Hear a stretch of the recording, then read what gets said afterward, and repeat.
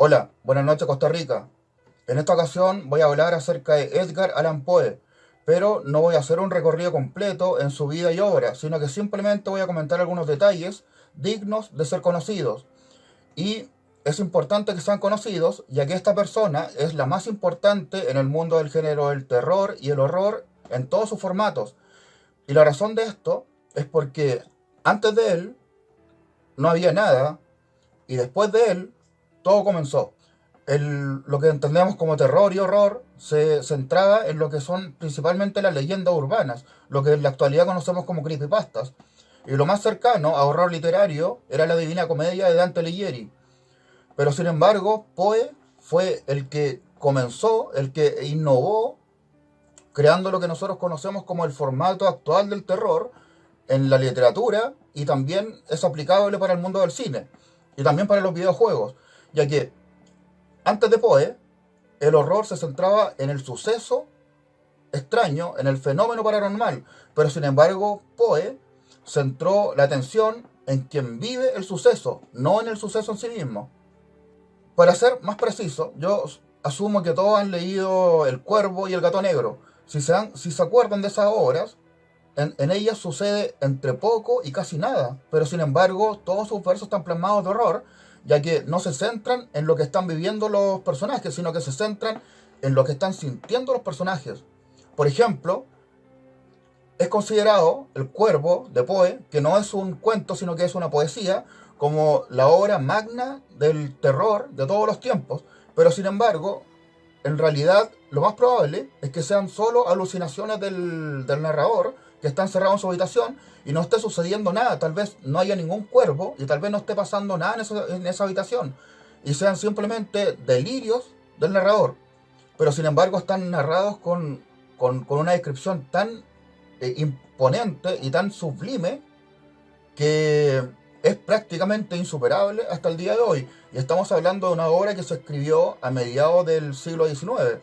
Y ahora estamos en 2020, pero sigue siendo El Cuervo de Poe la obra magna del terror de todos los tiempos.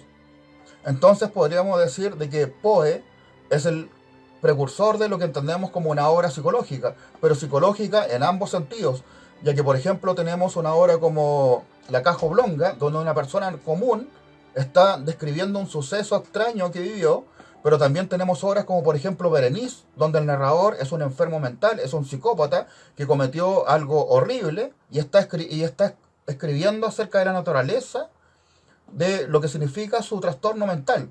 Entonces, y bueno, y también tenemos enfrentamientos con lo desconocido, como por ejemplo en El Descenso al Maelstrom o el caso del señor Valdemar. Y en el cine, considero que la persona que más se inspira en Poe es el señor Alfred Hitchcock. De hecho, casi toda la obra de Alfred Hitchcock está basado en lo que es el terror psicológico que inició Poe. Y el suceso más extraño, sin duda, en la biografía de Poe es su muerte. Él era un residente de Richmond, Virginia, y a fines de septiembre de 1849 viajó a Nueva York, pero fue encontrado el 3 de octubre de 1849 en medio de la calle, afuera de un bar, en Baltimore. Para que se ubiquen en el mapa, estamos hablando de la costa del Atlántico. Virginia queda en la zona centro, Nueva York al norte y Baltimore queda a medio camino. Entonces, por alguna razón desconocida, Poe no llegó a su destino e hizo una escala a medio camino y falleció 4 días después, el día 7 de octubre, en el hospital. Tras la muerte de Poe, se han escrito libros intentando explicar la causa de su muerte y las circunstancias en las cuales vivió sus últimos días, ya que todo es un enigma. No se sabe qué fue a hacer a Baltimore y tampoco se sabe la causa real de su muerte, ya que el parte forense no es claro. Algunos dicen que tal vez se suicidó, otros dicen de que tal vez fue asesinado y otros dicen de que tal vez murió por alguna causa y razón natural.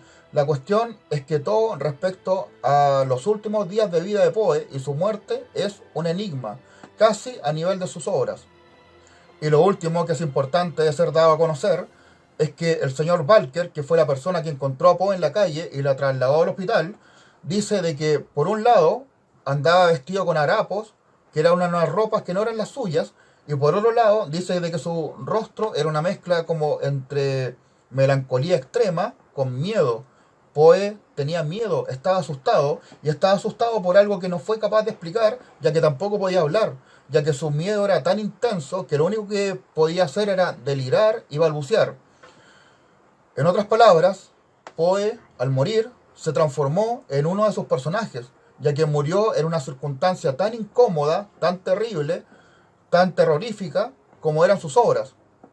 41 años tenía Poe al momento de su fallecimiento, y en lo personal, lo que más lamento de su muerte prematura, ya que falleció siendo joven, es que Poe escribió una novela que se llama La narración de Arthur Gordon Pym, la cual termina de un modo abrupto, y tal vez si Poe hubiese vivido algunos años más, no se hubiese podido comentar lo que venía después.